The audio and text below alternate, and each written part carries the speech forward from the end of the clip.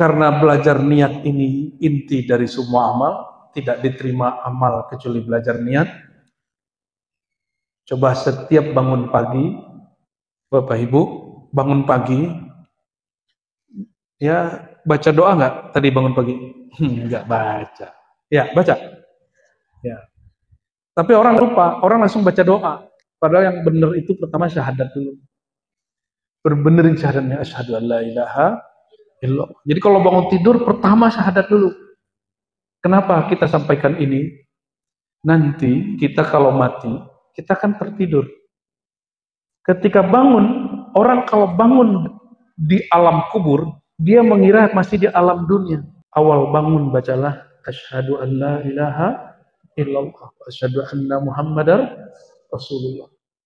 Perbaharui, itu cara memperbaharui niat. Dimulai dari perbaharuin syahadat. Nah, dikatakan dalam hadis jaddidu imanakum, perbaharui imanmu. Iman di kolbu, tempatnya niat. Bagaimana caranya? Wahai baginda, Nabi mengatakan perbaharuilah, perbanyaklah baca la ilaha.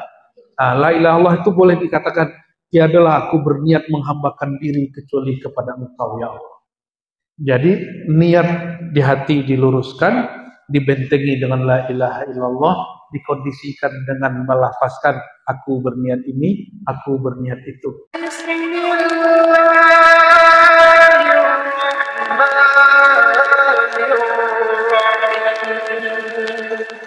Assalamualaikum warahmatullahi wabarakatuh.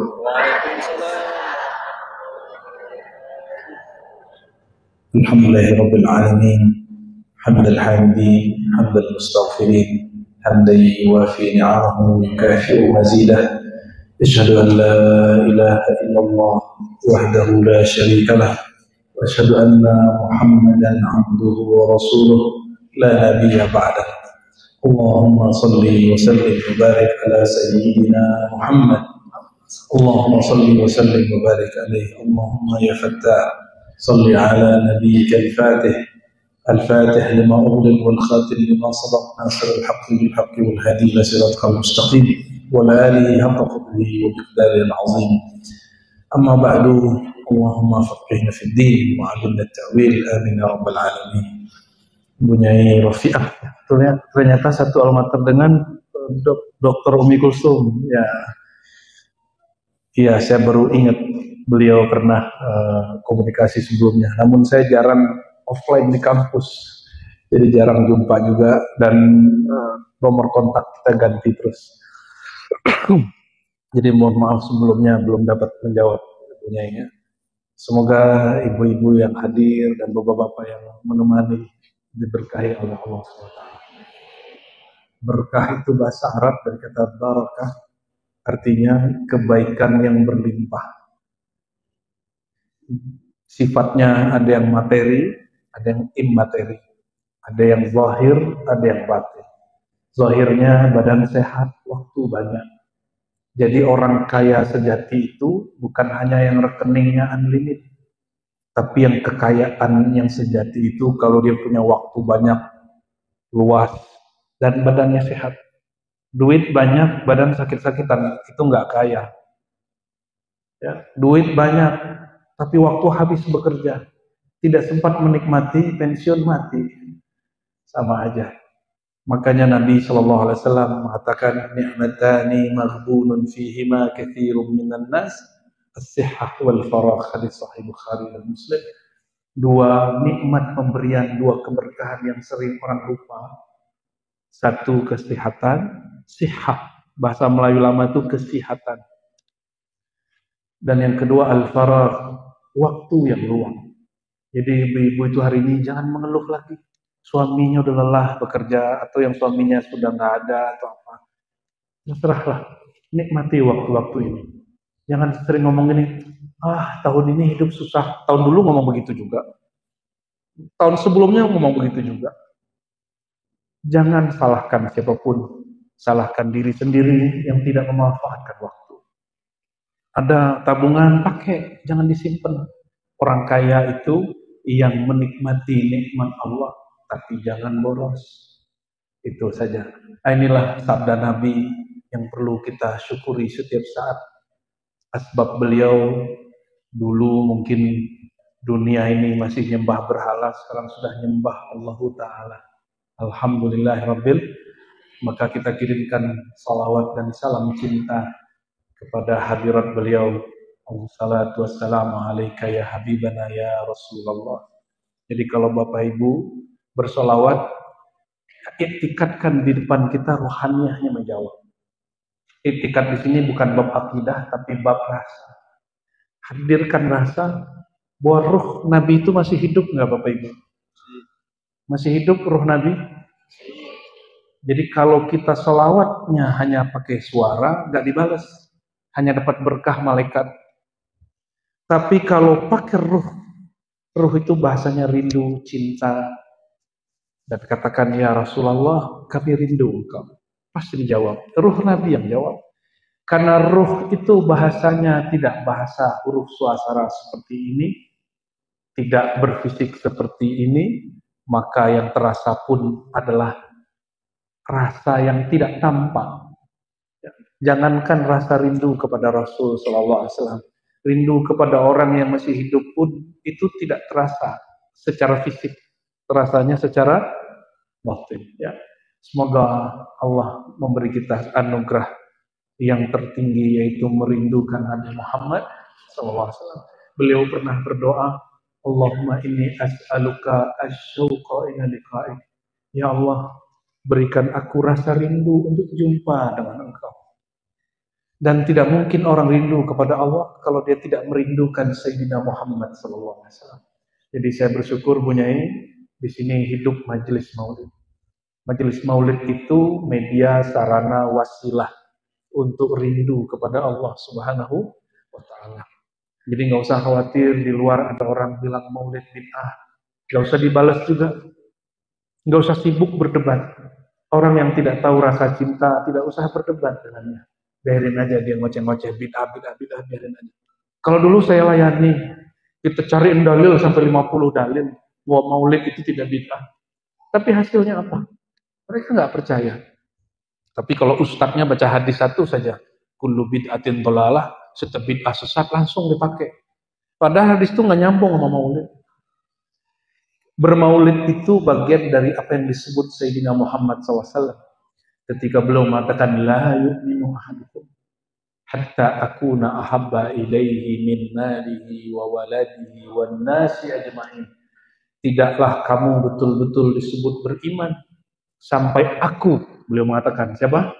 Aku sang Muhammad, sang Ahmad. Lebih dia cintai dari dirinya, dari hartanya, dari dunianya, dari kekasihnya, dari suaminya, dari istrinya, dari hartanya. Aku lebih dia cintai. Maka ada orang yang tidak suka maulid nanya ke saya, kok duitnya Muhammadiyah lebih banyak dari NU? Saya jawab apa Bapak Ibu? Oh iya, karena Muhammadiyah tidak ngabisin duit untuk bikin maulid. Muhammadiyah bikin sekolah-sekolah, baik sekolah bisnis atau tidak bisnis, itu metode dakwah mereka. Kalau dakwahnya orang ahlus sunnah yang nahdiyin, yang kalau di Sumatera tarbiyah Islamiyah, ya, Perti dan sejenisnya, mereka menghabiskannya lewat tabungan cinta. Lewat apa? Tabungan cinta. Perbedaan, sama-sama ahlus sunnah tapi beda jalur dakwah. Jadi mungkin secara rekening yayasan atau majelis nggak banyak duit, ibunya ya, nggak seperti ormas-ormas. Tapi tabungan rekening cintanya kepada Rasulullah jangan ditanya. Ya, dipanggil, disebutkan, diumumkan ada majelis maulid, pada datang semua. Itu nggak ada di tempat lain kecuali di majelis-majelis maulid. Allahumma sholli ala sayyidina Muhammad. Maka kalau keluar rumah katakan, ya Allah, aku berniat untuk belajar cinta mencintai Nabi di atas segala-galanya. Insya Allah kita bawa kitab punya. Ini lanjutan dari kemarin, ringkasan dari Ihya Ulumuddin yang ditulis oleh Sultanul Aulia. Ihya Ulumuddin ditulis oleh Hujjatul Islam Abu Hamid Al-Ghazali. Sedangkan ringkasannya ditulis oleh Imam Ahli Zikir, Imam Ahli Tasawuf, wali Allah yang disepakati baik di kalangan aswaja ataupun salafi. Namanya Syekh Abdul Qadir Al-Jilani atau Al-Jailani. Beliau ini lahirnya di daerah Persia, Iran hari ini, tapi ahlu sunnah bukan Syiah.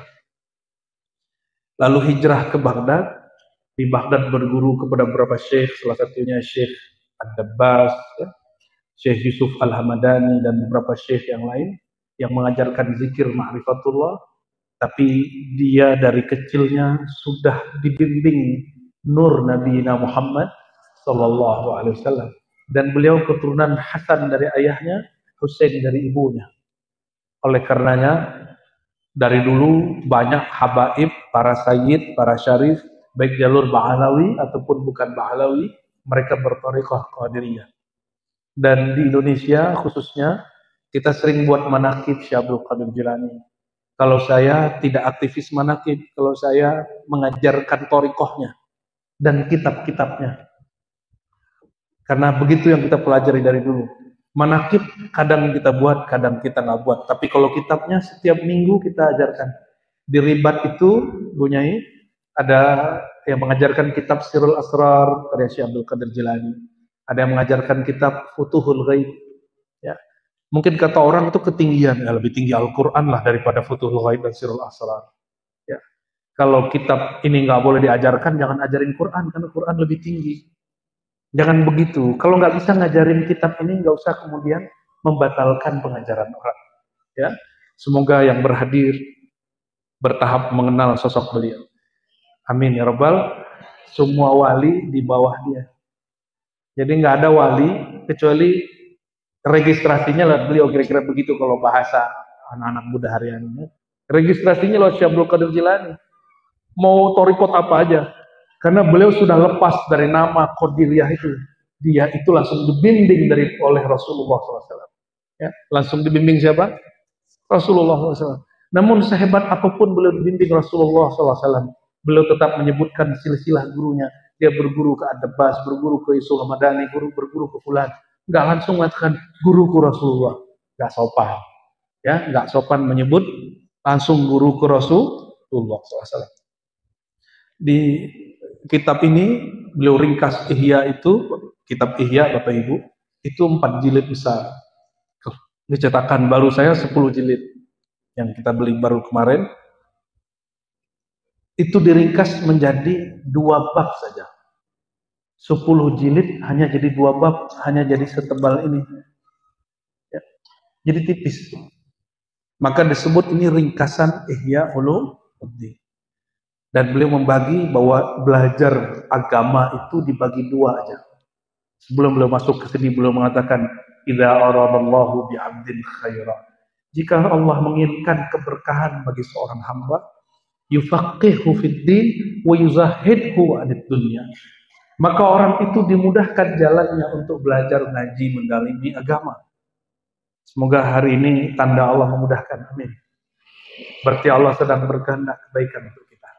Ya, dan niatkan Bapak Ibu, ngaji ini untuk kita, bukan nyindir orang ya.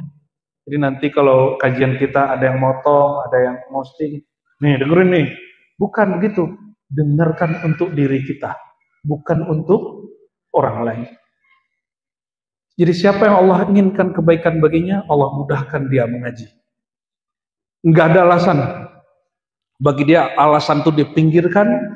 Yang pertama adalah tafaqquh fid din, mendalami agama. Dan yang kedua, yuzahid fid dunya. Allah bikin dia sederhana, hidupnya sederhana.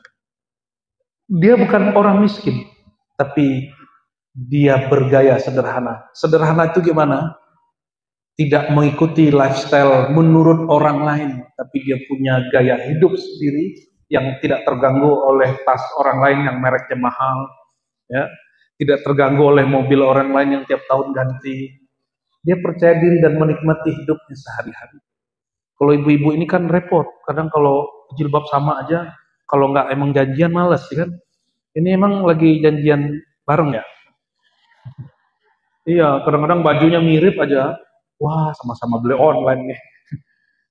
Kalau kita laki-laki biasa aja Pak ya. Baju sama, oh berarti kita sohib-sohiban kan begitu. Bismillahirrahmanirrahim.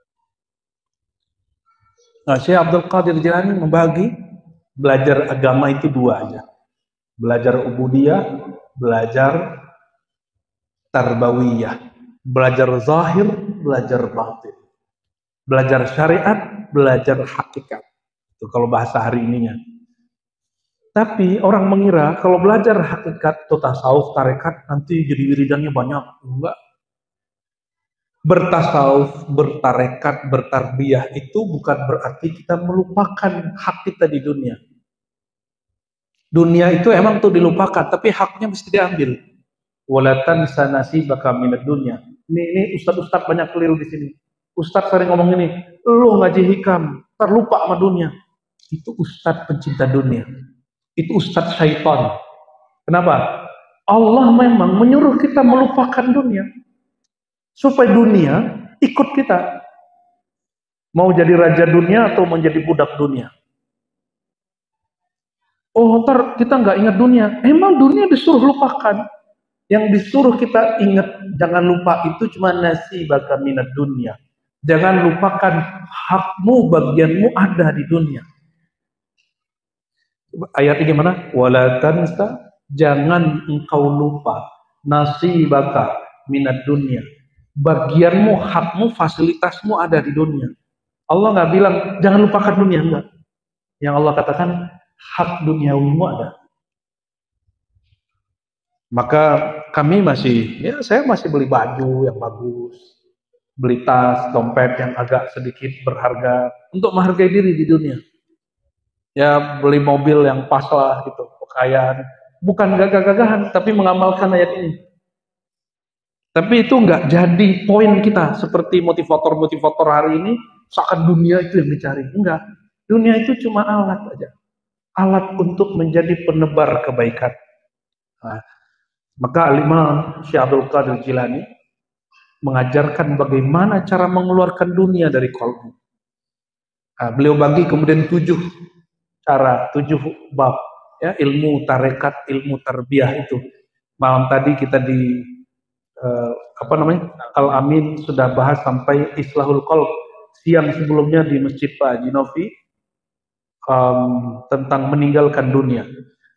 Pada siang ini kita bahas Islahun Niyah, bab ketiganya, memperbaiki, mengislah niat. Niat itu di lisan atau di kolbu? Benar. Jadi kalau saya, Bapak Ibu baca niat, nawaitu nya pengkondisian hati, bukan niat. Oleh karenanya boleh baca nawaitu, baca usolli dalam bahasa Indonesia, bahasa Jawa, bahasa Melayu, bahasa apa saja. Karena niat itu di dalam hati. Jadi kalau baca usolli nggak nyambung baik bahasa Indonesia aja. Aku ya Allah berniat untuk sholat hajat 2 rakaat karena ingin mencari perhatian cinta Engkau ya Allah. Baru takbir Allahu. Nah, itu lafaz niat, bukan niat itu sendiri. Niat di mana? Ya, dalam kitab Al-Muhadzab disebutkan an-niyah muqtarinun atau makrunun bil fi'li. Niat itu beriringan dengan fi'il. Berarti niat itu di kolbu, dia beriringan dengan perbuatan. Ini yang disebut kesadaran. Berarti niat itu dari awal sampai akhir.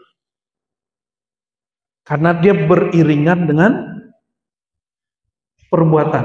Nih, coba. Kita itu hanya berniat. Kalau di fikih sudah selesai ya. Sekarang masuk ke bab hati. Kita hanya berniat sholat. Tapi Bapak Ibu tidak berniat berdiri di hadapan Allah. Niat di situ artinya kesadaran sedang berdiri di hadapan. Waktu ruku ada niat ruku, bukan aku niat ruku, bukan. Kita ketika ruku kita niat dan katakan, ya Allah saksikan hambamu tunduk kepadamu. Itu namanya niat ruku.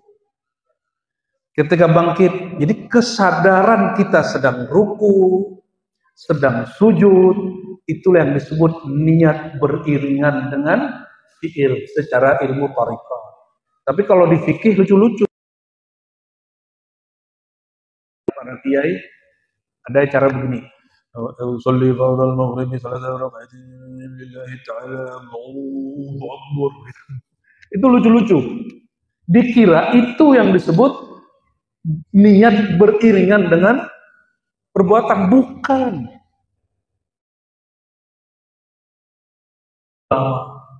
Niat itu di dalam hati. Maka yang disebut beriringan itu bukan lafaz niatnya. Ini berdebatlah sampai buat basul masail berjam-jam. Ya, apakah sah ketika baca lillahi ta'ala masih ada jeda takbir? Ini orang nggak paham.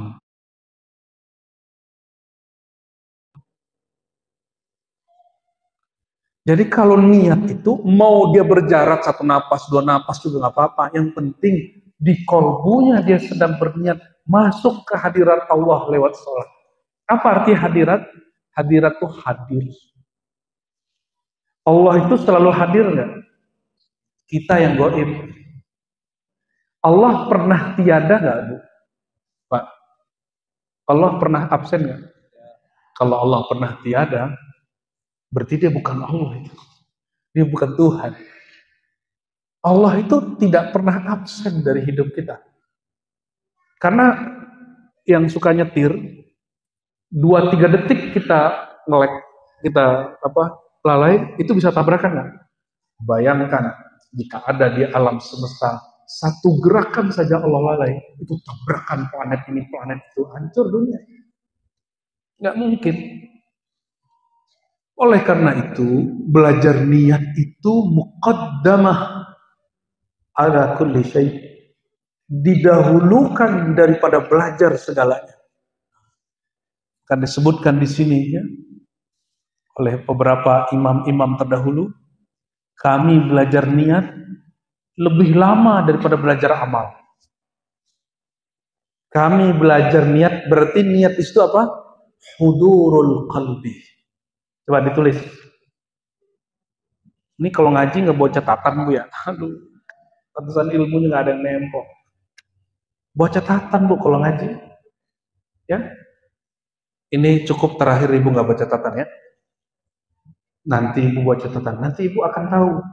Kalau ada ustazah ngajar, dia mengulang ajaran yang lama, Ibu bilang, tanggal sekian dia udah ngajarin begini, bisa ngajarin ini lagi. Kita jadi kemudian tertata. Itu sebabnya saya dari 2006 ngajar majelis Bapak-bapak, Ibu, majelis biasa. Itu kita buat versi pesantren dan kuliah. Semuanya pakai kitab. Jadi ada pengajian, satu pengajian diserahin ke saya. Kita upgrade Bapak Ibu. Minggu ini kitab ini. Saya carikan yang ada terjemahannya. Sampai 4 kali seminggu beda kitab. Setelah 5 tahun, saya nggak bisa ngajar. Kita serahin lagi. Ustadz yang lama, pakai cara lama lagi. Bubar pengajiannya. Tahu kenapa? Kata si jamaah, masa kita diajarin hal yang sama di hari yang berbeda? Karena mereka nyatet. Tanggal sekian, Ustadz ngomong ini, udah ngajarin ini. Mohon maaf, Ibu mau dibodohi-bodohin nggak? Mau diulang-ulangin kalimat yang sama? Nggak mau upgrade ilmu? Mau nggak selama-lamanya kelas 1? Terus kenapa nggak mau upgrade ilmu? Jadi mesti ngaji itu ada referensi. Maka syarat orang belajar itu yang pertama niat. Ada 6. Dan salah satunya apa? Al-ma'lum. Ada kitab, ada panduan yang dikaji. Ya, kita bawa kitab tuh bukan berarti nggak bisa hafalan, bisa. Cuma tuh cukup khutbah Jumat. Ya. Baik, kita masuk ke kitab. Ya. Fi ikhlasin niyah fil amal anir riya wa sum'ah. Apa goal belajar niat? Supaya orang beramal, dia merasa dipandangnya oleh Allah, bukan dipandang, diperhatikan makhluk. Itu goalnya belajar niat. Sehingga ini mohon maaf, ada yang khidmat di majelis ini, bunyi. Ada yang khidmat di sini, teman-teman khidmat ya. Siapapun yang khidmat di majelis, jika sudah belajar niat sebelum khidmat, ketika nanti bergesekan dengan kawan sesama khidmat, atau bunyai sibuk, tidak sempat berterima kasih, tidak sempat memberi perhatian, ini teman-teman anggota yang khidmat tidak tersinggung, tidak kecewa, tidak ngedumel ngomong ini, Aku ini udah capek-capek berkhidmat tapi tidak diperhatikan. Kenapa? Karena dia beramal niatnya mencari perhatian Allah, bukan perhatian bunyai, bukan perhatian teman, bukan karena ingin dihargai ketua majelis, tapi niatnya untuk mencari perhatian. Saya mau tanya lagi, pernahkah Allah tidak memperhatikan kita punya perbuatan? Kalau kita melakukan sesuatu, Allah pasti perhatiin nggak? Benar. Maka saya pun Bapak Ibu punya kawan, punya jamaah, Allah kasih murid.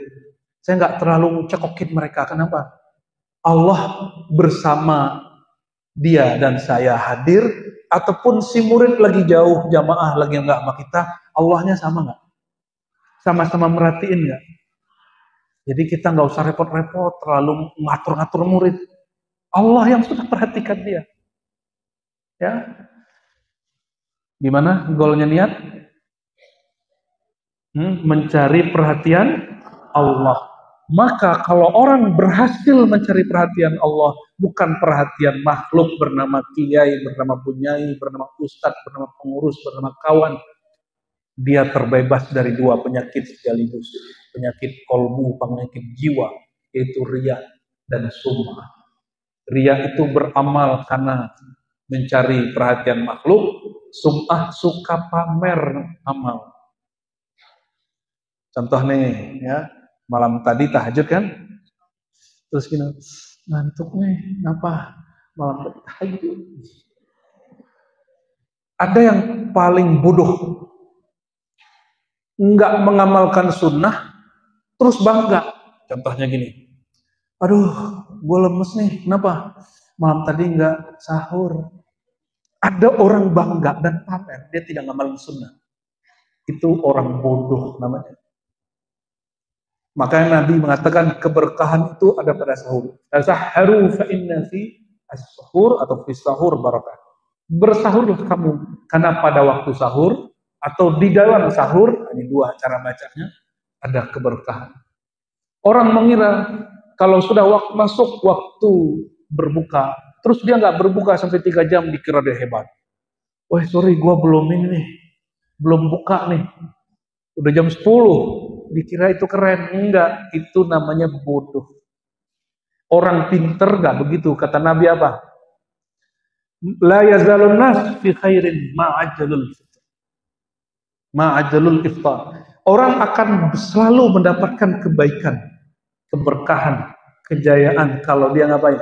Dia segera akan berbuka. Karena di situ dia sedang mematikan satu sifat penyakit dalam diri bernama sum'ah. Jadi siapa yang kalau nanti bapak ibu-ibu ini bikin acara sampai begadang, bikin masak sampai begadang, nggak usah pamer capek ke orang. Cukup bersolawat, baca Fatihah, baca la ilaha illallah, katakan ya Allah, saksikan hambamu berkhidmat sampai capek, kurang tidur. Ya gitu. Jadi curhatnya ke Allah. Jangan cari perhatian makhluk. Sama nanti punya anak, punya suami. Kalau bapak ibu, ya, bapak ini kerja, ingin dihargai istri, kecewa. Karena istri juga capek. Istri ingin dihargai suami, bakal kecewa. Karena suami sudah lelah bekerja. Carilah perhatian Allah Subhanahu wa Ta'ala. Jadi belajar niatnya dimulai dari keluarga kecil, ya, dari diri sendiri, dari keluarga kita, masuk ke keluarga majelis, baru bisa ngurusin negeri, ya, ngurusin negara. Ini udah belum apa-apa, udah nyalon jadi bupati. Niatnya belum beres. Makanya hari ini kita saksikan pemimpin-pemimpin negeri banyak yang tidak benar niatnya. Maka ikhlasun niyah atau islahun niyah ini kita sarankan para calon pemimpin masa depan, belajarlah bab ini. Lalu dikatakan oleh Nabi Muhammad SAW. Jadi satu kali beliau mengatakan, beliau ini curhat juga. Inna akhwafa ma akhafu alaikum. Yang aku khawatirkan terhadap kalian bukan miskin. Yang aku khawatirkan pada kalian bukan hidup susah. Tapi kata beliau, inna akhwafa ma akhafu alaikum asyirkul asghar. Yang paling aku khawatirkan pada kalian adalah syirik tapi syiriknya tidak tampak. Asghar, dia sangat kecil sekali, sangat halus sekali, sangat lembut sekali. Qalu wa ma asyirkul asghar ya Rasulullah. Apa itu wahai Rasulullah? Apa yang disebut syirik tapi tidak tampak? Nabi SAW menjawab, ya. Qala alaihi salatu wassalam, ar-riya, yaitu riya, mencari perhatian makhluk. Itu sebabnya saya tidak menyarankan orang yang tidak belajar ikhlasun niyah, kurang-kurangi main sosial media. Karena kalau orang pasang status, pasti ingin di-like dan komentari. Dan kecewa kalau nggak ada yang komentar. Betul nggak? Wah, nggak ada yang komentar nih, nggak ada yang nge-like nih. Baru boleh punya sosmed, satu aja. Sudah sama rasanya di-like atau di-dislike. Orang puji atau orang caci, rasanya sama. Monggo, punyalah. Silakan punya Instagram, silakan punya Facebook, silakan punya akun YouTube. Sanggup nggak? Ini dibully dikit, opname.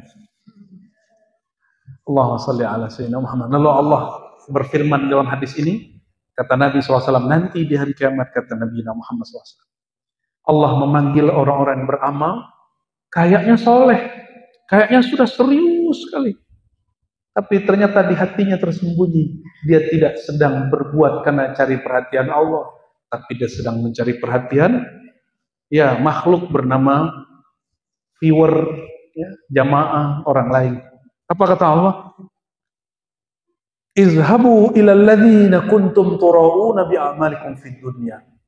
Kalian carilah viewer-viewer, orang-orang yang nge-like kamu, orang-orang yang dulu bilang kamu keren, yang ngasih jempol kamu, apa namanya? Subscribe, ya. Carilah itu orang. Carilah orang yang dulu engkau cari perhatiannya, minta balasan darinya. Bisa nggak orang itu ngasih balasan? Enggak bisa. Fanzuru hal tajiduna indakumul jaza. Perhatikan kamu tidak dapat apa-apa. Oleh karenanya, hadis pertama yang muncul di Sahih Bukhari bukan hadis masuk surga. Bukan hadis sholat 5 waktu. Bukan hadis la ilaha illallah. Hadis pertama yang ada di Sahih Bukhari, innamal a'malu binniyat. Hanya itu innamalil hasr. Hanyalah amalmu itu Allah nilai tergantung niat. Maka ada teori namanya butterfly effect. Jadi kalau butterfly itu apa? Kupu-kupu. Kupu-kupu itu kalau ngepak sayapnya sedikit, tapi kalau dia ikhlas, gelombang dari kepakannya itu bisa merubah sekitarnya.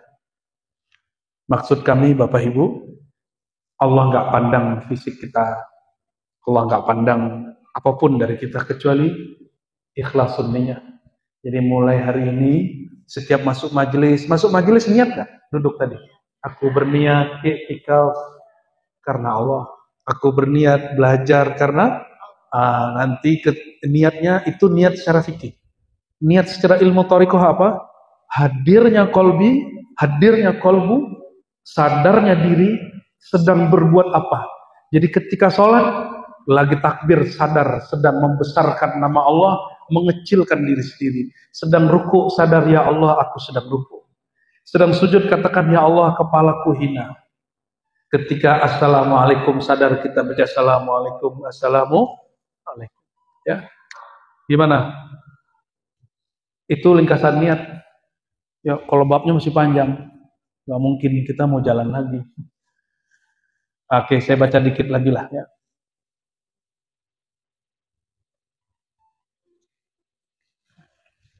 Karena belajar niat ini inti dari semua amal, tidak diterima amal kecuali belajar niat.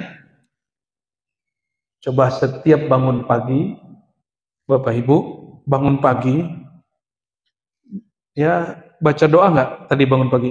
Nggak baca. Ya, baca. Ya. Tapi orang lupa, orang langsung baca doa.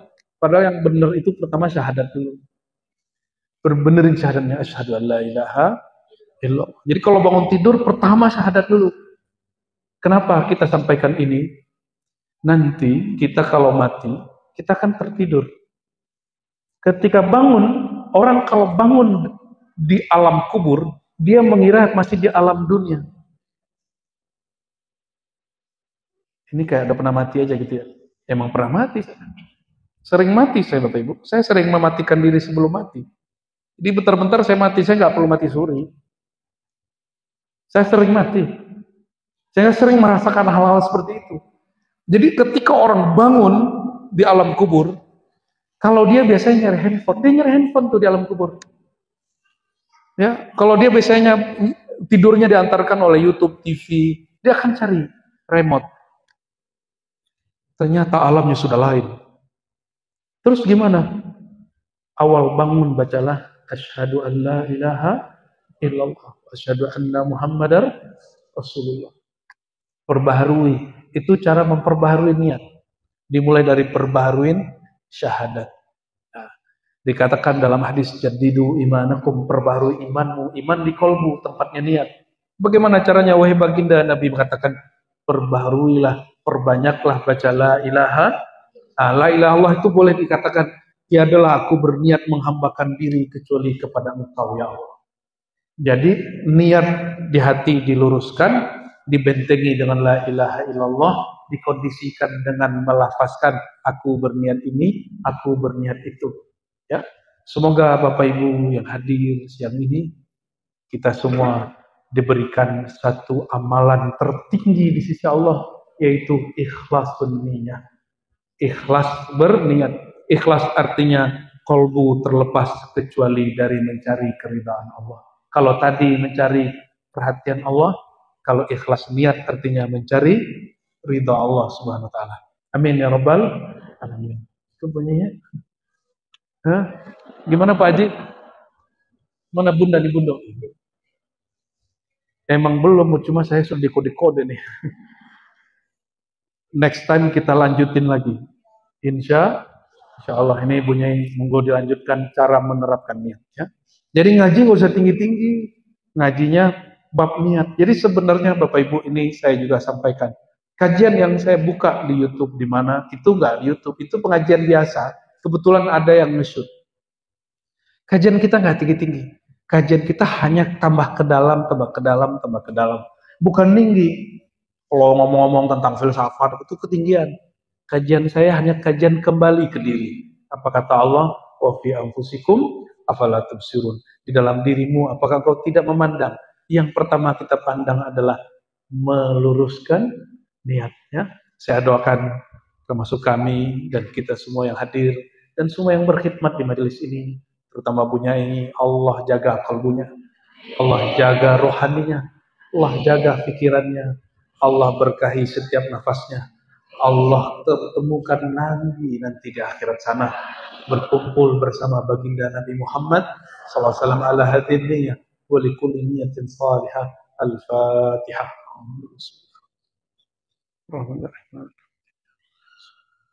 Shiratal ladzina an'amta 'alaihim ghairil maghdubi 'alaihim waladdallin. Amin ya rabbal alamin.